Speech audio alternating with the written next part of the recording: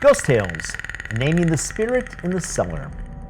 At the turn of the century, we had a server whose boyfriend was described as a white witch, and he had taken an informal ghost tour, which he started working at Shaker's. One afternoon, as he dropped her off, he asked if I would accompany him into the cellar, as he said he was compelled to go and visit. We went immediately to the rear of the basement, the area where the temperature frequently drops over 20 degrees from the rest of the cellar, and where both professional and amateur electronics experience issues such as dead batteries, shutting down the cameras, and blurry pictures, etc. would take place. While there, he closed his eyes and with his hands out began to feel the air. At one point, he stopped in front of the back wall of the old walk-in cooler and stated that the entity was in front of him. Here, right here, he said. I was standing a bit off to one side and the air was heavy, like you'd feel right before a massive thunderstorm. His head bobbed as he swayed left to right, right to left, his eyes closed, and then he exclaimed, "Connor. His name is Connor."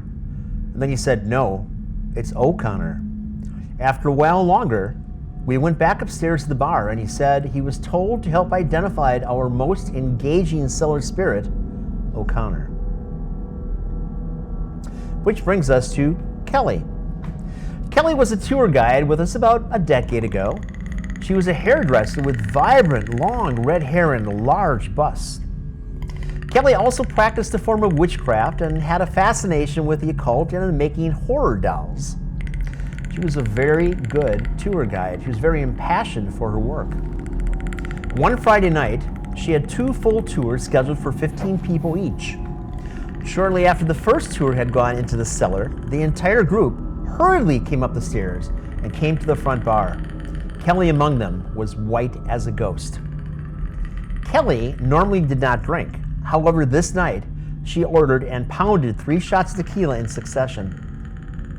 It took several minutes to discover what had happened on the tour, as so many people were chattering at the same time. It turns out that Kelly was using the rods and speaking about the spirit OConnor, who likes to tug on women's hair or caress their butts, especially blondes and redheads. When Kelly's hair was violently tugged to the side, it was pulled so hard that people described seeing her hair tugged to that side and her hair sticking straight out as if someone had a hold of it. After drinking the shots, Kelly dutifully continued her 7 p.m. tour upstairs at the brothels without further incident. Next up for the 8:30 tour, at about the same time that she was in the cellar, and again, everyone runs upstairs.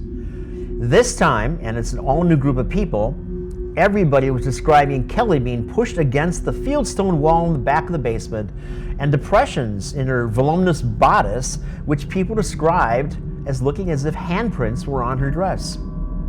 Kelly ran out the door. Many months later, Kelly came back into Shaker's. She had cut her long, beautiful red hair and dyed it black. She swore to never go into that cellar again. She admitted that she was mocking OConnor on the tours as being a typical lazy and ignorant Irish bastard who could not handle a live woman when the attacks took place. Careful what you wish for. Which leads us now into OConnor himself. A few years ago, in the late summertime, probably August, because that is a very busy month here, the Convention Bureau Milwaukee, Visit Milwaukee, brought in a reporter from Fox News in Denver, Colorado, who was visiting Milwaukee to research stories of hauntings, and he had to experience Shaker's, which already at that time had a significant name for itself as a haunted location in the paranormal community. When they arrived, he said he had less than an hour to spend as he was on a whirlwind tour and had other spots before he left Milwaukee to continue his sweep of haunted sites in Wisconsin. We put him on a ghost tour at Shaker's, and after the outside history portion and of the first floor, we headed down to the extremely haunted cellar.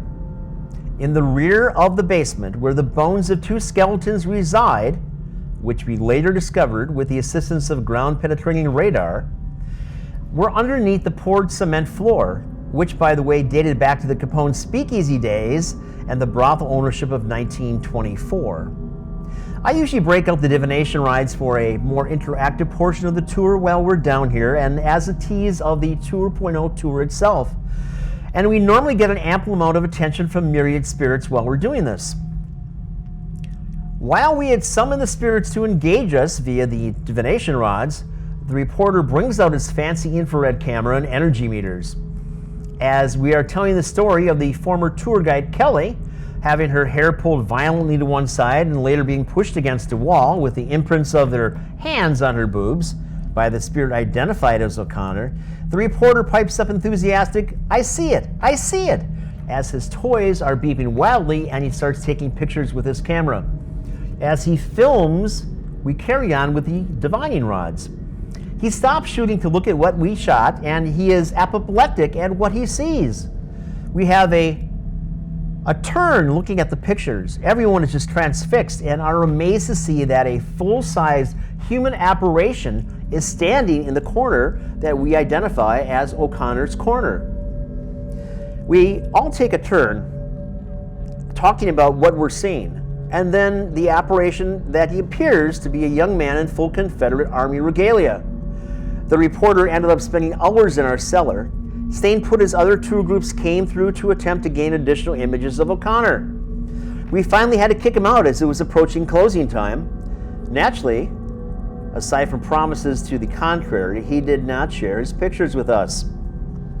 This prompted us to go back to the Central Library in Milwaukee to the archive section, where we discovered that a large percentage of the Irish immigrants living in the northern states of the U.S., including Wisconsin, joined the Confederacy in fighting during the Civil War. It seems that the Irish had a poor self-concept and considered themselves at the bottom of the food chain in America. As such, they fought for the South, not wanting to be beneath the slaves if the slaves indeed were freed at the conclusion of the war. O'Connor is very active and is the most responsive of all the spirits in our cellar. He is almost always up for an interactive exchange using the divining rods or spirit boxes and continues to enjoy stroking women's butts and caressing their hair. We suggest strongly that you pay a visit to our cellar and enjoy the spirit of O'Connor for yourself. Cheers.